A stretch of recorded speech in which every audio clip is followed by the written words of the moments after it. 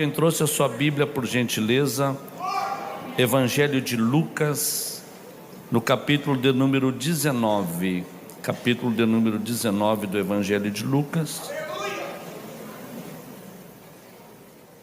no versículo de número 1. Aqui é o fato, aqui é o acontecimento do encontro do grande com o pequeno.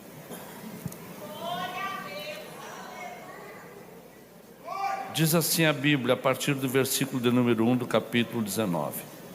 E tendo Jesus entrado em Jericó, ia passando, e eis que havia ali um homem chamado Zaqueu, e era este um chefe dos publicanos, e era rico. Procurava ver quem era Jesus e não podia, por causa da multidão, pois era de pequena estatura. E correndo adiante, subiu a uma figueira brava para o ver, porque havia de passar por ali. E quando Jesus chegou àquele lugar, olhando para cima, viu e disse-lhe: Zaqueu, desce depressa, porque hoje me convém pousar em tua casa. E, apressando-se, desceu e recebeu-o com alegria. E vendo todos isso, murmuravam, dizendo que entrara para ser hóspede de um homem pecador. E levantando-se, Zaqueu disse ao Senhor: Senhor, eis que eu dou aos pobres metade dos meus bens, e se alguma coisa tenho defraudado alguém, o restituo quadruplicado. E disse-lhe Jesus: hoje veio a salvação a esta casa, pois também este é filho de Abraão, pois o Filho do Homem veio buscar e salvar o que se havia perdido. Queridos, o texto que ora acabamos de ler nos narra o momento em que Jesus vai passando por Jericó. Jesus, ele exerce o seu ministério na Galileia, e durante todo o período que ele está na Baixa Galileia, ele deixa de fazer a sua residência em Nazaré, porque lá ele é resistido na sinagoga, e ele então vai se hospedar numa cidade chamada Cafarnaum. Cafar, cidade, Naum, cidade de Naum. Na verdade, não uma cidade, mas um povoado, um quibute na Baixa Galileia.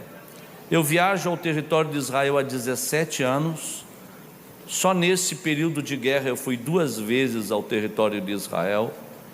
Depois do confronto das forças israelenses contra o Hamas, em 5 meses eu estava dentro do território de Israel com uma caravana, com um grupo de crentes que me acompanharam, e fomos a primeira caravana de cristãos da América Latina a entrar no território de Israel num ambiente de guerra. E os crentes que foram comigo estavam muito medrosos, pensando que Israel é um lugar perigoso para se estar. Eu falei para eles, Israel nasceu em guerra, desde que saiu da terra de Goze, no meio do deserto, para entrar na terra de Canaã. O anormal em Israel é Israel não estar em guerra.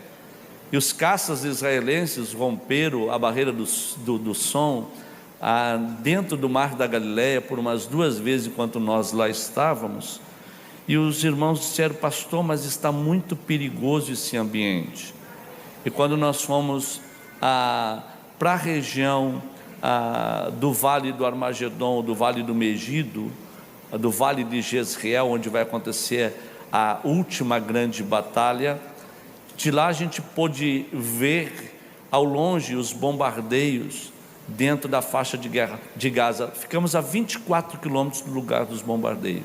E os crentes lá falando: pastor, olha, é muito sensível estar aqui.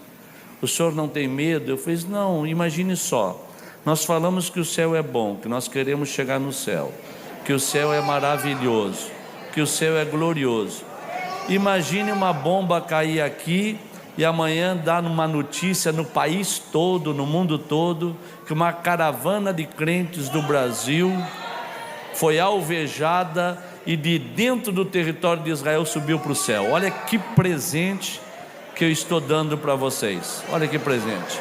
A família de vocês saber que vocês morreram no território de Israel, lá onde Jesus esteve, onde Jesus andou. Eu estou dando um presente para vocês. Irmãos, nós estamos tão ruim na fé que nós falamos que o céu é bom, mas quando o céu chega perto nós não queremos ir para lá. Não é verdade? Eu estou aqui pregando para vocês, tenho o domínio da reunião, como eu sou orador, eu vejo todo o mover que tem lá atrás. Se entrar um doido com um revólver lá atrás e der um tiro para cima, não fica ninguém aqui dentro, inclusive eu bato para correr. Por quê? Porque nós falamos da boca para fora que o céu é bom, mas quando o céu se aproxima, nós temos uma tendência de ter medo. Jesus, ele implanta o seu reino na Galileia, e ele não vai para Tiberíades, que era a capital da Galileia, mas ele vai para uma colônia de pescadores, de marceneiros, de publicanos e cobradores de impostos. Dos 46 milagres públicos que Jesus operou, 18 deles foi na Galileia, na volta do mar da Galileia. E durante todo o período que Jesus viveu entre os pecadores, ele viveu muito bem. Ele não teve problema com os pecadores. Jesus, ele passava as madrugadas no monte orando, e quando clareava o dia, não eram os pecadores que corriam atrás de Jesus, era Jesus que ia atrás dos pecadores. Ele, numa tarde cansado, ele entra para dentro de um barco e fala para os seus discípulos: passem para o outro lado do mar. Ele queria encontrar quem lá do outro lado do mar? Alguém com um sentimento religioso que pudesse abraçá-lo, consolá-lo nas suas aflições. O empresário para lhe dar uma oferta, lhe oferecer um jantar, lhe hospedar. Não. Jesus, ele manda os seus discípulos passar para o outro lado, porque do outro lado tinha um gadareno, um homem cheio de demônios, com uma legião de demônios, que morava dentro de um cemitério, que não tinha um estado de juízo completo. E Jesus se esforça para chegar lá, ele acalma uma tempestade no meio do mar, e quando ele chega lá em Gadara, ele vai expulsar aquela legião de demônios daquele homem. Aquela legião de demônios vai entrar em 2.000 porcos, e Jesus já deixa aquele homem no estado de consciência completa, no estado de juízo perfeito, e já não vê ele mais como um endemoniado, já vê ele como um missionário cheio do Espírito Santo. E Jesus vai implantar o primeiro missionário na província de Decápolis para evangelizar aquela região. Numa oportunidade, Jesus caminha uma manhã toda para chegar à beira do poço de Sicar, e ele chega cansado à beira daquele poço, e ele se cansa para oferecer descanso para aquela mulher. E aquela mulher, que usou o mesmo caminho que os seus discípulos usaram para ir até a cidade buscar alimento, olhando para aquele poço, vê que ali tem um judeu assentado. Ela, entendendo que judeus não se comunicam com samaritanos, ela teme em chegar perto, mas Jesus rompe com a barreira da separação e fala para aquela mulher: mulher, dai-me de beber. E ela, olhando para Jesus, ela chama atenção: como pode? Tu é forasteiro? Tu não sabe que judeus não se comunicam com os samaritanos e ambos não se relacionam entre si? Aí Jesus responde para ela: se tu soubesse quem é que fala contigo, e se tu conheceras o dom de Deus, tu lhe pediria e ele te daria água viva. Aquela mulher, ela vai ao poço com o cântaro, ela deixa o cântaro e ela troca o poço pela fonte. Ela vai como uma mulher totalmente desprezada, tanto por judeus como por samaritanos, por isso ela escolhera o pior horário do dia para tirar água ao meio-dia. E Jesus, se cansando para oferecer descanso para aquela mulher, fala para ela: tu tivesse 5 maridos, que tu tem não é teu. E ela reconhece o senhorio de Cristo e vai para a cidade, ligada na fonte que encontrou à beira do poço. Seus discípulos que foram lá não trazem uma alma aos pés de Jesus, mas a mulher que foi como prostituta à beira do poço, ela já volta como missionária, e ela vai trazer uma cidade toda aos pés do Senhor Jesus. Eu preguei para um encontro de pastores presidentes de campo no estado do Piauí, e eu falei numa reunião para esses pastores presidentes de campo: se Jesus hoje estivesse conosco, ele teria sérios problemas. Imagine Jesus assentado no chão, escrevendo com o dedo na terra, e uma mulher que foi pega no ato de adultério é trazida até os pés de Jesus e é lançada no chão junto com Jesus. O mesmo dedo que escreveu os 10 mandamentos da lei de Moisés nas tábuas de pedra no monte Sinai, é o mesmo dedo que escreveu na caiadura lá do palácio de Belsazar. É o mesmo dedo que está escrevendo no chão, é o mesmo. E quem acusa quer o juízo contra aquela mulher. E Jesus, olhando para aqueles religiosos, fala para eles: quem não tem pecado seja o primeiro a jogar uma pedra. E diz a Bíblia que dos mais velhos até os mais novos todos vão embora, e Jesus fica sozinho com aquela mulher. Imagine se isso acontecesse nos dias de hoje: Jesus assentado sozinho no meio de uma praça, conversando com uma mulher que acabara de sair de um ato de adultério. Só ele e a mulher. Diz a Bíblia que quando todos foram embora, Jesus ficou sozinho com essa mulher. O que nós faríamos com Jesus se ele tivesse hoje e nós víssemos um comportamento, uma atitude como essa? O que nós faríamos com Jesus se Jesus caminhasse uma manhã toda para chegar à beira do poço para conversar com uma prostituta e ficar sozinho com ela? O que nós faríamos com Jesus se Jesus hoje estivesse como pessoa entre nós e Jesus tivesse esses comportamentos? Jesus, ele sempre teve um comportamento diferente de tudo e de todos. Na Galileia, entre os pecadores, ele viveu muito à vontade, mas quando ele subiu para Jerusalém, em 7 dias ele estava na cruz. Em 7 dias.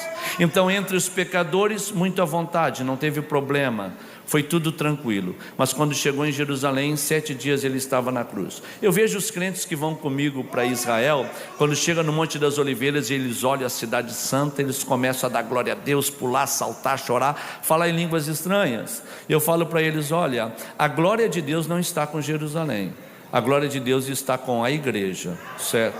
Jesus, quando chegou nesse monte aqui e olhou para a cidade, Jesus não se alegrou. Diz a Bíblia que Jesus chorou e disse: Jerusalém, Jerusalém, que mata os profetas, que apedrejas aqueles ao qual a ti são enviados. Quantas vezes eu quis vos ajuntar como uma galinha junta os seus pintinhos debaixo das suas asas, mas tu não o quisestes. Mas virão dias em que vocês vão clamar e vocês vão pedir para que alguém venha em nome do Senhor. Essa Jerusalém, ela foi 30 vezes sitiada, ela foi 15 vezes conquistada, e ela foi 10 vezes completamente destruída. Tudo que Jesus precisava era entender o tempo que ele deveria deixar a Galileia do meio dos pecadores para chegar em Jerusalém no meio dos religiosos, e para isso ele orava. Ele orava e falava para o Pai: Pai, é chegada a hora, glorifica o teu filho para que o teu filho também te glorifique. E diz a Bíblia, no capítulo 9 do Evangelho de Lucas, que Jesus então, entendendo que chegara o tempo da sua ascensão, que chegara o tempo que ele deveria deixar a Galileia e subir na direção de Jerusalém, ele chama os seus discípulos para si. E ele tem 3 caminhos para sair da Galileia e chegar em Jerusalém. Primeiro caminho, o caminho que fica da além do Jordão, que é conhecido como o caminho da Pérea, é um lugar dos beduínos do deserto, que seria o caminho mais próximo. O segundo caminho, passando por uma aldeia de samaritanos. E o terceiro caminho, que era o mais distante, com estradas acidentadas, com salteadores pelo caminho, era o caminho que passava por Jericó. Jesus então entende que o melhor caminho seria pela aldeia de samaritanos. Ele chama os seus discípulos e fala: olha, chegou a hora, agora é o momento. Eu vou ter que chegar lá em Jerusalém, lá eu vou ser entregue na mão daqueles que irão me julgar e condenar, e eu vou ter que passar pela morte de cruz, mas a hora é agora. Então vocês vão para a aldeia de samaritanos e preparem para mim pousada. E os seus discípulos vão até a aldeia de samaritanos, mas os samaritanos não querem receber Jesus. E diz a Bíblia que Tiago e João foi o mesmo que escreveu o Evangelho de João, escreveu 3 epístolas e escreveu o Apocalipse. Quando eles chegam lá e os samaritanos não querem receber Jesus, Tiago e João voltam para Jesus e falam: olha, eles não prepararam pousada e não querem te receber, eles não aceitam a tua presença lá, mas se o Senhor autorizar, como foi nos dias de Elias, nós vamos pedir para que desça fogo do céu, e o fogo vai descer e vai consumir essa aldeia toda. pessoa. Aí Jesus olha para eles e fala o seguinte: olha, vocês não sabem de que espírito eu sou. Vocês andam comigo, mas vocês não me conhecem. O Filho do Homem não veio para julgar, não veio para matar, mas o Filho do Homem veio para dar vida. Esse mesmo Jesus vai dizer logo depois as seguintes palavras. Sabe quem é João? João, ele é o filho do trovão. Mas só que João, naquele momento, pedindo para descer fogo do céu e consumir os samaritanos, Jesus chama ele de filho do trovão. Só que Jesus então vai dar a entender, ele começa andando comigo como filho do trovão, mas depois de tanto andar comigo, ele vira apóstolo do amor. Então tu começa andando como um trovão e termina como o apóstolo do amor.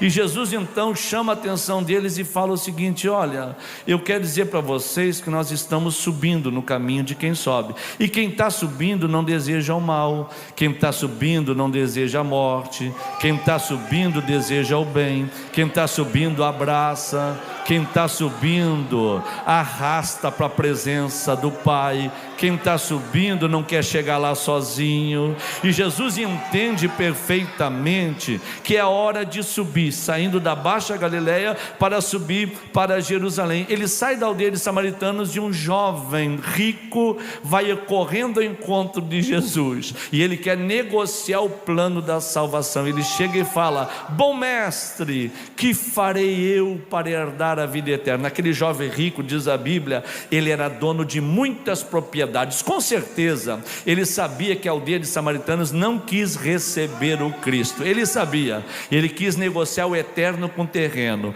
Que farei eu para herdar a vida eterna? Pode pedir, se eles não te hospedarem, eu tenho muitas casas, o que tu precisar eu posso colocar na palma da tua mão. Aí Jesus então vai falar para aquele jovem rico: se tu quiseres o céu, eu vou te dar aqui alguns requisitos básicos. Tu vai, vende tudo que tu tem, dá aos pobres, aí tu vem e segue-me, e assim tu terás um tesouro no céu. Eu vou deixar o esboço para vocês. Jesus falou para ele assim: ó, vai, vende e dá, aí tu vem, segue-me e terás. Vai, por quê? Porque tu sendo rico até hoje, quem deu a ordem foi você.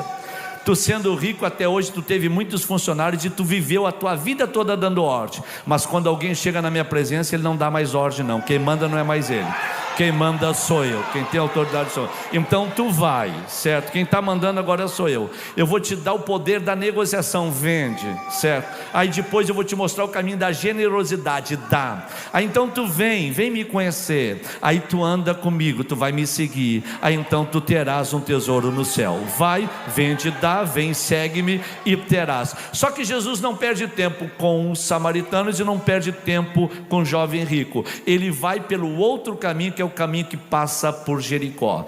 Essa passada que ele vai dar em Jericó, ele vai dar uma única vez, ele nunca mais vai voltar em Jericó. E entrando mais nas estradas que vão dar acesso a Jericó antiga, tem um cego mendigo à beira do caminho pedindo esmola. E Jesus, quando vai passando, o cego mendigo, ele não enxerga, mas ele tem bons ouvidos, e ele pergunta para os viajantes: que barulho é esse que está acontecendo por aqui? Quem que está passando aí? E alguém pega e fala: é Jesus de Nazaré. Aí o cego mendigo, não podendo enxergar, mas tendo bons ouvidos, ele entende que o barulho daquele dia é um barulho diferente, porque onde Jesus passa, o barulho sempre será diferente. Ele não enxerga, mas tem bons ouvidos, e ele clama: Jesus, filho de Davi, tem misericórdia de mim. E alguém repreende o cego mendigo para que se cale, e ele, em vez de se calar, ele grita mais alto ainda: Jesus, filho de Davi, tem misericórdia de mim. Aí Jesus para, manda seus discípulos ir lá levantar o cego mendigo, ele se desfaz da sua capa, é conduzido até a presença de Jesus, e Jesus pergunta para ele: o que tu queres que eu te faça? E ele responde: que eu torne a ver. E Jesus então fala para ele: já que a aldeia de samaritanos não me desejou e não quis nada comigo, já que o jovem rico não quis nada comigo, eu aceito o mendigo no meu reino, eu aceito. Então, tu pode tornar a ver porque a tua fé te salvou. E o cego mendigo se une com ele e vai na caravana que está indo na direção de Jerusalém. Eu falei para um obreiro da nossa igreja lá no sul: tu sabe por que Jesus curou o cego mendigo na beira do caminho? Ele falou: não. Eu disse para ele: eu vou te explicar. É porque o cego mendigo, todas as vezes que alguém levava as muambas dele para a beira da estrada, sabe o que o cego mendigo pedia? Não coloque as minhas muambas no meio do caminho, coloque na beira da estrada, porque eu não quero atrapalhar a caravana de quem passa. O cego mendigo era inteligente. Quando Jesus vai passando e o cego mendigo grita, ele segue caminhando. Quando grita outra vez, Jesus pensa: eu gosto desse povo que não atrapalha a minha caravana. Eu gosto desse povo que não fica atrapalhando quem está subindo para o céu. Eu gosto desse povo que não para no meio do caminho e tenta barrar a caminhada da minha igreja. Eu gosto desse povo. Se tu não quer fazer a obra de Deus, não tem problema, é só pegar a tua muamba e colocar na beira da estrada. Se tu não quer somar no reino, não tem problema, é só pegar a tua muamba e colocar na beira da estrada. Abre o caminho, porque a caravana está andando e nós estamos subindo, e subindo na direção de Jerusalém. Só que Jesus, ele não perde também muito tempo com essa situação. O milagre acontece e ele vai na direção de Jericó, e diz a Bíblia que ele vai passando. Lá dentro de Jericó não tem um cego mendigo, lá tem um homem rico chamado Zaqueu, que quer ver Jesus passar, mas não pode, porque ele não é cego, mas ele tem um defeito. Qual é o defeito dele? A pequena estatura. E ele, correndo, querendo ter um encontro e ver Jesus passar, ele sobe em cima de um pé de figueira brava, e Jesus vai passando com a caravana, e de repente Jesus para debaixo daquele pé de figueira brava e olha para cima. Quando ele olha para cima, ele fala: ei, Zaqueu, desce depressa, porque hoje me convém pousar na tua casa. Eu preguei nos 100 anos da Assembleia de Deus no Brasil, a maior festa pentecostal dos últimos tempos da Assembleia de Deus, quando celebrou 100 anos em Belém do Pará. O tema da minha mensagem foi padeiro ou confeiteiro. E uma repórter da Rede Boas Novas de televisão veio me entrevistar e perguntar para mim: o que o senhor achou do senhor estar pregando na festa dos 100 anos da Assembleia de Deus no Brasil, e mais de 100 países estão lhe acompanhando pelas redes sociais? Eu falei para ela: eu me sinto que nem Zaqueu. Ela falou: como assim? Que nem Zaqueu? Ela falou: não estou entendendo. Eu falei: então vou lhe responder. Quando Jesus passou por debaixo daquele pé de figueira brava, a multidão só conheceu Zaqueu porque Jesus parou e olhou para cima. Porque se Jesus não para e olha para cima, a multidão ia passar batido e ninguém ia saber quem era Zaqueu. Sabe por que vocês me conhecem? Porque antes de vocês me conhecer, Jesus me encontrou dentro de um hospício. Eu sou um ex-dependente de droga. Ele usou um louco para falar comigo dentro do manicômio, e o louco falou que estava faltando pregador dentro da casa de Deus, e que ele me ia tirar do hospício para fazer de mim um pregador da sua palavra. Então, antes de vocês me conhecer, Jesus já sabia quem eu era há muito tempo. Ele já me conhecia, tá bom? Jesus para debaixo do pé de figueira brava, e quando ele para, ele fala: ei, Zaqueu, desce depressa, porque hoje me convém pousar na tua casa. Eu gosto de Jesus, sabe por quê? Porque Jesus não perdeu tempo. Quando ele entendeu que era a hora de subir, ele procurou arrastar um número maior de pessoas com ele. Quem está subindo não pode querer chegar no céu sozinho. Nós temos que tentar arrastar o número maior de pessoas possível, porque Jesus deixou essa lição a todos nós. Mas quando ele chegou debaixo do pé de figueira brava, ele olhou para o Zaqueu e falou assim: ei, Zaqueu, desce depressa, porque hoje me convém pousar na tua casa. Como eu gosto de Jesus, eu sou apaixonado por Jesus. A minha referência sempre foi e sempre será Jesus, porque Jesus nunca fez acepção de pessoas. Jesus sempre tratou todos com igualdade. Jesus, ele vai cuidar de um mendigo fora da cidade e vai tratar de um rico na porta da cidade. Jesus, ele não despreza o mendigo, não despreza o rico. Ele não despreza o rico e não despreza o mendigo. Só que Jesus, ele coloca todos no mesmo lugar. Quando ele encontra com o cego mendigo, ele fala: levanta e traz para mim. Quando ele encontra o rico que está em cima, ele fala: pode descer, porque eu sou assim, comigo é assim. Quem está embaixo eu levanto, e quem está em cima eu faço descer. Comigo é mais ou menos assim. Comigo não tem rico, não tem pobre, não tem grande, não tem pequeno, não tem feio, não tem bonito, não tem nada não. Quem está embaixo eu levanto, quem está em cima eu faço descer, porque no meu reino é assim, no meu reino funciona desse jeito, certo? E Jesus, ele vai deixar lições maravilhosas. Quais lições maravilhosas que Jesus vai deixar? E eu afirmo aqui para vocês: quando Bartimeu clamou, ele queria um milagre. Quando Zaqueu se escondeu, ele queria um encontro, ele queria ver Jesus passar. Deixa eu afirmar para vocês: milagre não prende ninguém dentro de igreja. Eu já vi paralítico andar e voltar para o mundo. Eu já vi canceroso ser curado e voltar para o mundo. Agora, o milagre não segura ninguém dentro da casa de Deus. Agora, aquele que tem um encontro, aquele que tem um encontro, aquele que tem um encontro e é marcado pela glória, é marcado pela presença, é marcado pela unção, é marcado pela graça, esse nunca mais será o mesmo e nunca mais sairá da presença de Deus. E o que é interessante, escute aqui rapidamente, o meu tempo já está no limite, tá bom? Esse homem chamado Zaqueu, o rico, ele está entre os arbustos em cima do pé de figueira brava. Quando Bartimeu clama, ele está no chão. Só que o Bartimeu, ele grita: Jesus, filho de Davi, tem misericórdia de mim. Ele grita. O Zaqueu, ele não grita, ele fica em silêncio. Jesus, ele é tão extraordinário que ele entende o grito de quem está gritando e ele entende o silêncio que não tem força para gritar. Se você tem força para gritar, ele está contigo. Se tu não tem força para gritar, ele está te entendendo e não te abandonou. Ele também está contigo. Quando Bartimeu clamou, ele queria um milagre. O Zaqueu queria ver passar e ele queria um encontro. O Bartimeu, cego mendigo, tinha opositores, porque alguém se levantou e repreendeu para que ele se calasse. Quando Jesus entrou na casa de Zaqueu, Zaqueu também tinha opositores. A Bíblia diz que os discípulos, juntamente com uma multidão, disseram: ele entrou para se hospedar na casa de um pecador. Jesus sempre soube lidar com os conflitos. Jesus sempre soube discernir os conflitos. Ele vai resolver o conflito do rico e resolve o conflito do pobre. Ele trata do conflito do mendigo e vai tratar do conflito do rico. E eu vou falar um negócio para vocês, tá bom? Crente que não passa pelos conflitos, crente que não acostuma com perseguição, crente que não acostuma com pancadaria, crente que não acostuma com calúnia, com difamação, que não acostuma, não está preparado para o céu.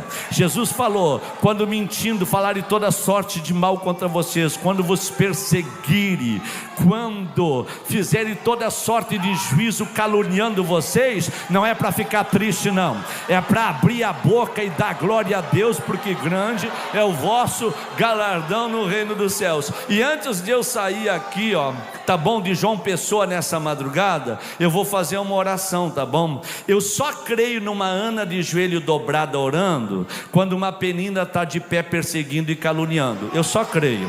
Eu vou fazer uma oração para Deus levantar uma meia dúzia de penina para começar a te perseguir, a falar mal de você, a te caluniar, porque quando a penina levanta, Ana ajoelha, e quando Ana ajoelha, o céu abre e o milagre acontece.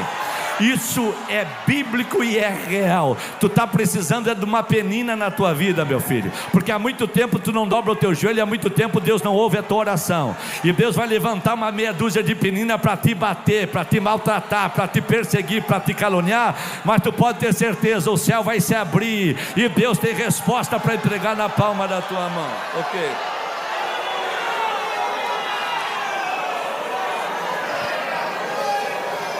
Escute aqui, o Zaqueu correu, subiu, ele subiu com a sua própria capacidade. Quando Jesus chegou, Jesus falou: pode descer. Tudo que tu conquistou com a tua própria capacidade, quando Jesus chegar na tua vida, tu vai ter que descer. Fica tranquilo, tu vai ter que descer. Ah, porque o meu pai era fazendeiro, o meu pai era dono de minério, o meu pai trabalhava na Petrobras. Que se lasca o teu pai. Quando Jesus chegar na tua vida, tu vai ter que descer, porque se tu não descer, não tem milagre na tua casa. Jesus falou: desce depressa, porque eu só vou ir para a tua casa se tu descer. Se tu não descer, eu não vou. Tu subiu depressa, agora tu desce depressa, porque o teu milagre está no descer. E diz a Bíblia que ele descendo recebeu. Só recebe quem desce, quem não desce não recebe. Nós temos uma geração de homens nessa nação que estão precisando descer. Se não descer, Deus vai começar a tratar e a fazer o extraordinário acontecer. E eu estou orando, sabe por quê, queridos? Porque a igreja ainda é de Deus, a igreja ainda tem dono, Jesus ainda é proprietário da igreja, Ele ainda é o dono da igreja. E diz a Bíblia que Ele desceu e recebeu. Diga comigo: desceu e recebeu. Só recebe quem desce. Se não desce, não recebe. Então dá uma descidinha hoje, dá uma descidinha. Diz a Bíblia que ele desceu, recebeu e se alegrou. Ei, sorria. Tu não está na Record, tu está na Assembleia de Deus. Sorria. O Espírito Santo é nossa alegria. Sorria. A graça de Deus foi concedida. Sorria. A unção do Espírito Santo está conosco. Receba a alegria do céu nesta noite.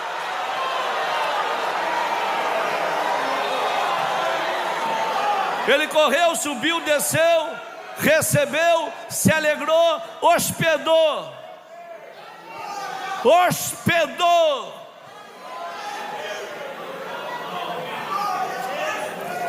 Jesus, ele se deixava envolver por coisas simples. Jesus era simples. Eu preguei para 5.000 pastores agora no estado do Tocantins. Entra lá no meu Instagram, para 5.000 pastores. E saí pregando para 5.000 pastores no estado do Tocantins, em Araguaína. Na quarta-feira eu estava sentado no chão com os mendigos debaixo da ponte lá em Porto Alegre, porque eu estou tentando fazer um pouquinho do que Jesus fez. Agora, fazer o que Jesus fez não é para qualquer um, não. Não é para qualquer um, não.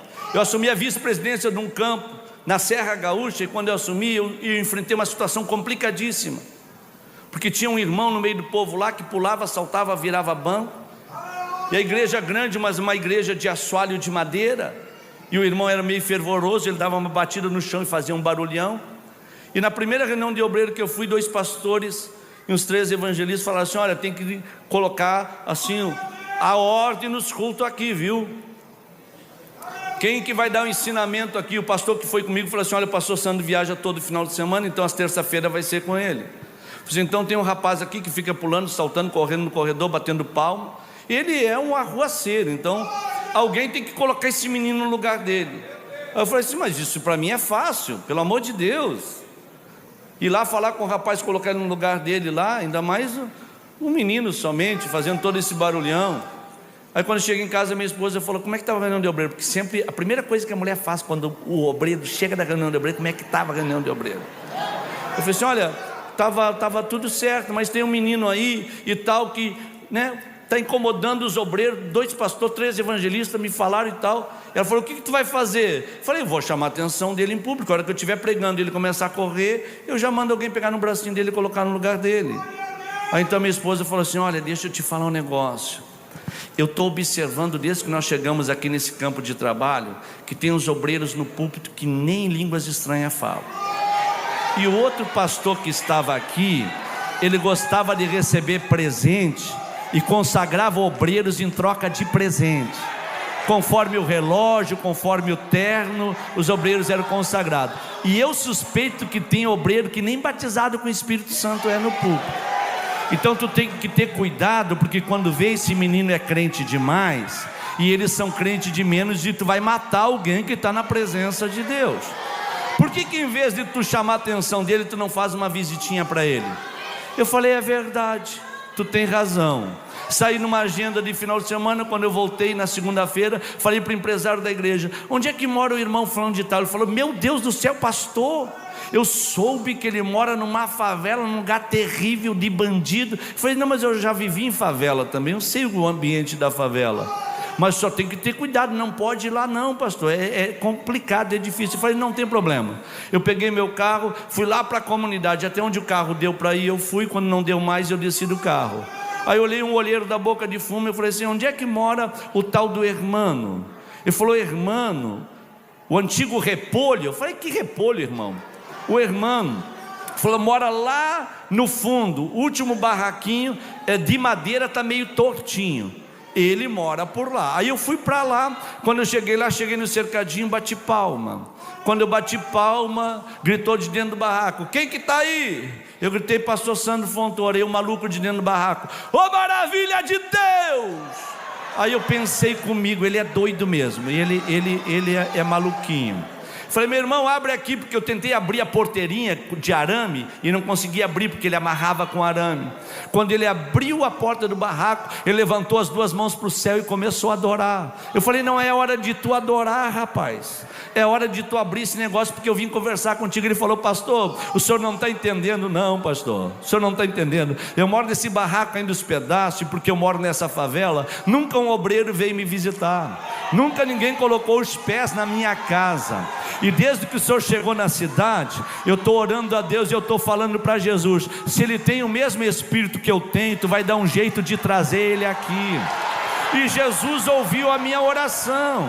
Jesus ouviu a minha oração, e é por isso que eu estou feliz demais, pastor, e é por isso que eu estou adorando. Eu falei, então tá bom, abre aqui porque eu quero entrar. Ele foi lá, abriu a porteirinha. A hora que ele abriu, eu fui para o barraco dele, me abaixei e entrei. Quando eu entrei, eu falei assim, meu filho, é bem rapidinho. Ele falou, pastor, só que tem um porém, aqui tem doutrina.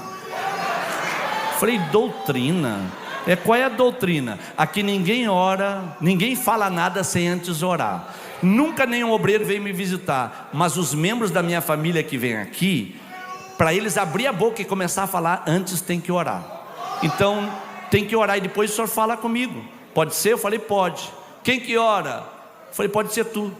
A hora que ele levanta as mãos, ele fala, papai, muito obrigado, porque tu ouviste a minha oração. Quando ele começou a orar, subiu um arrepio do meu pé até o caco da cabeça. E o Espírito Santo veio em mim e falou assim, olha, tu vigia o que tu vai falar com ele, tá bom? Tu vigia, porque faz 3 anos que ele está aqui dentro e nunca ninguém visitou ele, mas eu moro com ele 24 horas. Eu estou com ele 24 horas. Quando ele parou de orar, ele falou, pastor, antes do senhor falar, posso lhe mostrar o meu barraco rapidinho? Eu falei, pode. Ele puxou uma cortininha, a cama. Depois eu dei o meu jogo de quarto de presente para ele.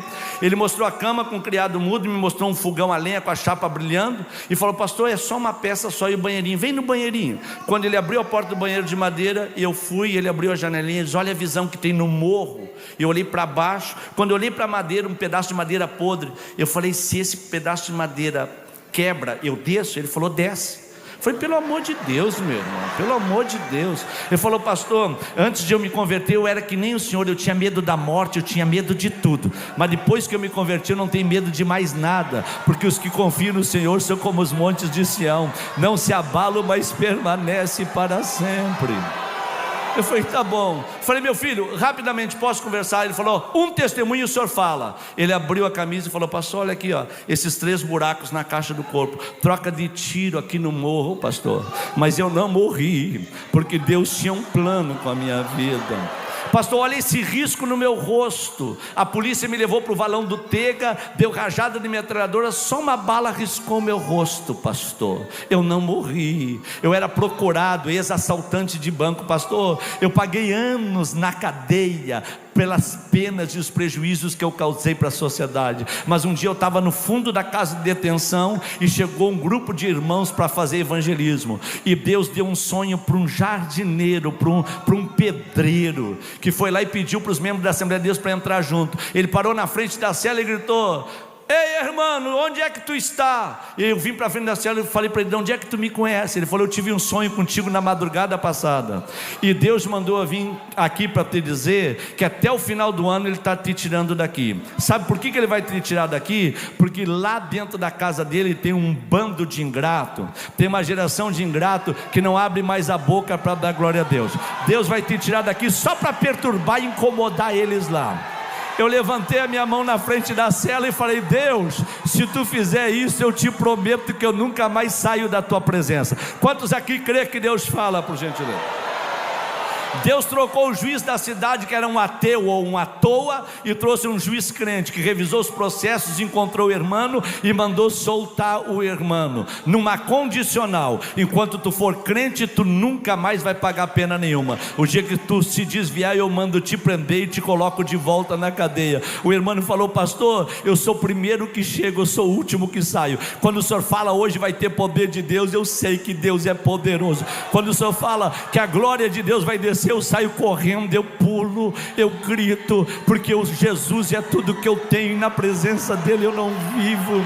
Ele começou a chorar, e eu falei assim, tá, não chora, não chora. Ele falou, pastor, fala o que o senhor ia falar. Eu disse, não quero falar mais nada não, eu quero ir embora. A hora que eu fui sair, ele me pegou pelo braço e falou, pastor, aqui tem doutrina, ora quando entra e tem que orar antes de sair também.